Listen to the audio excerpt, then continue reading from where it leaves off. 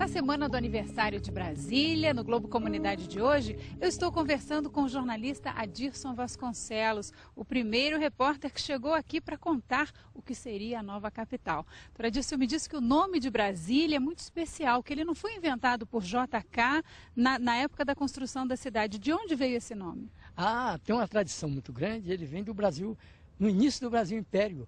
José Bonifácio, o grande patriarca da independência, que durante o Brasil Colônia lutou pela independência, ele, no início do Brasil Império, em 1823, fixou esse nome. E houve até uma coincidência muito feliz na minha vida, porque em setembro de 57, eu fui apresentado ao presidente Juscelino pelo deputado Edgar Bezerra Leite, que era meu patrão no Jornal do Recife. E quando eu apertei a mão do presidente Juscelino, eu disse: presidente, não foi, que a lei tinha sido aprovada recentemente, não foi o deputado Pereira da Silva que deu o nome de Brasília, a nova capital. Ele olhou assim para mim, eu disse: foi o patriarca da independência, foi o José Bonifácio. O presidente me viu, ele não tinha visto, deu um choque nele, e ele disse assim: o patriarca, só disse isso. E isso nos identificou imensamente, por causa desse nome Brasília, de 1823, do José Bonifácio, indicando aos deputados da Corte de Portugal o nome para a nova capital do Brasil no interior, 1823, olha, o Brasil foi inaugurado em 60, eu passei a ter uma aproximação com o presidente Juscelino Kubitschek, e foi uma amizade admirável durante o tempo da construção e pós-inauguração de Brasília. Nós estamos no Museu Vivo da Memória Candangue. Aqui funcionava um hospital. Eu trouxe o senhor aqui e o senhor começou a se lembrar de algumas coisas. Que memórias o senhor tem deste lugar? Esse hospital, ele foi inaugurado em 58. Até o presidente veio aqui, o presidente Craveiro Lopes, que veio ao Brasil. De Portugal.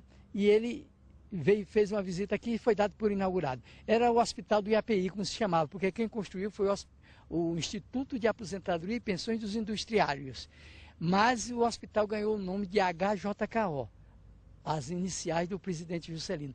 E aqui era o atendimento geral.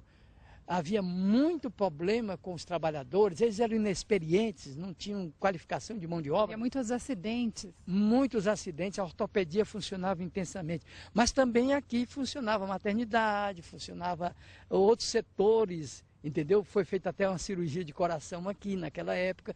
Então ele foi utilíssimo.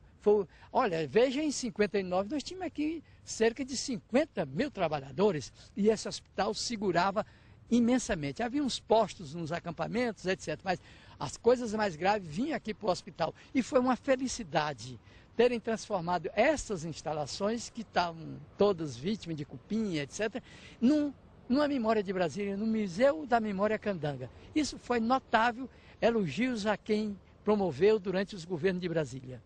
Uma outra curiosidade interessante sobre Brasília que o senhor me contou é da semelhança do projeto de Lúcio Costa com o Templo de Salomão para a Esplanada dos Ministérios. Queria que o senhor falasse um pouquinho sobre isso. Isso é uma coisa cósmica, muito mística e muito significativa. O Lúcio Costa, nosso autor do Plano Piloto de Brasília, ele fez coisas notáveis. Primeiro, fez a cidade em uma forma de cruz. E depois tem uma outra observação que nós podemos fazer, que é de um simbolismo extraordinário.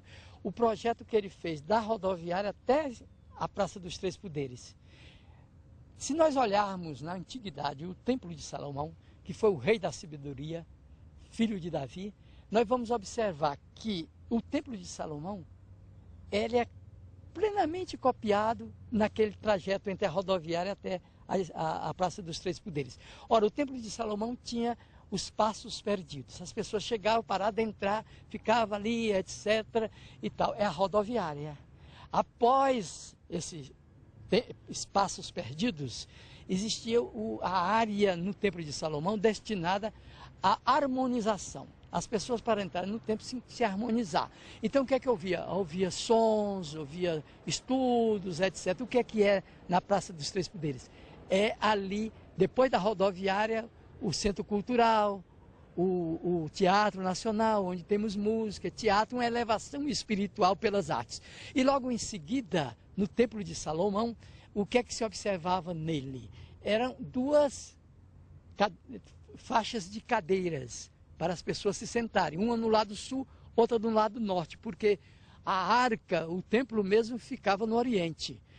Então, naquelas alas sul e norte, nós temos hoje, reproduzindo em Brasília, os ministérios ao longo de todo aquele trajeto, de um lado sul e do lado norte. E depois o altar, que era sob a forma de triângulo, que é a Praça dos Três Poderes. Um triângulo. Em cada vértice tem o poder legislativo, o poder judiciário e o poder executivo. Então formam a Praça dos Três Poderes, identicamente onde ficava a Arca da Aliança. E uma coisa curiosíssima, se olharmos pelo lado humano, a rodoviária, que era os espaços perdidos, que simboliza os espaços perdidos, é um H deitado, é um homem deitado. E quando nós observamos lá para frente e vemos o prédio do Congresso Nacional, é um H também, é o homem em pé. Então a Praça dos Três Poderes é o símbolo do homem elevado, do homem que se sublima, do homem que olha para a espiritualidade, para o céu. E o céu de Brasília é algo notável, é também uma contemplação. E a Praça dos Três Poderes fica também no Oriente, a exemplo do Templo de Salomão. Isso tudo é uma grande coincidência. Lúcio Costa não fez isso de propósito. Brasília tem imensas coincidências em todas as coisas de Brasília. Veja só uma coisa curiosa. As águas do Brasil, de Brasília, correm águas para o norte, para o sul. Nas águas emendadas temos águas que vão para o Tocantins, para o Paraná, através do Rio Maranhão e desses rios aqui. Então nós alcançamos tanto a região norte quanto a região sul pelas águas nascidas em Brasília. E Brasília tem uma outra coincidência formidável criada pelo presidente Juscelino, que foi a interligação de Brasília com os pontos cardeais do Brasil. No governo do presidente, antes de inaugurar Brasília, o presidente Juscelino ligou Brasília através da Belém Brasília ao norte, através da Brasília Porto Alegre ao sul, a Brasília, a região oeste, através da Brasília Cuiabá, e a Brasília ao leste, a ex-capital, a ligação Brasília-Rio de Janeiro. E também, não esqueceu mais duas estradas, a Brasília Acre, ligando ao extremo norte, e a Brasília Fortaleza. Então, Brasília ficou sendo o coração do Brasil. E até há uma simbologia muito grande, que Humberto de Campos, o grande escritor brasileiro, numa obra psicografada por Chico Xavier, ele escreveu um livro cujo título é Brasil, Coração do Mundo, Pátria do Evangelho. E Brasília, sendo capital do Brasil, é este coração do Brasil.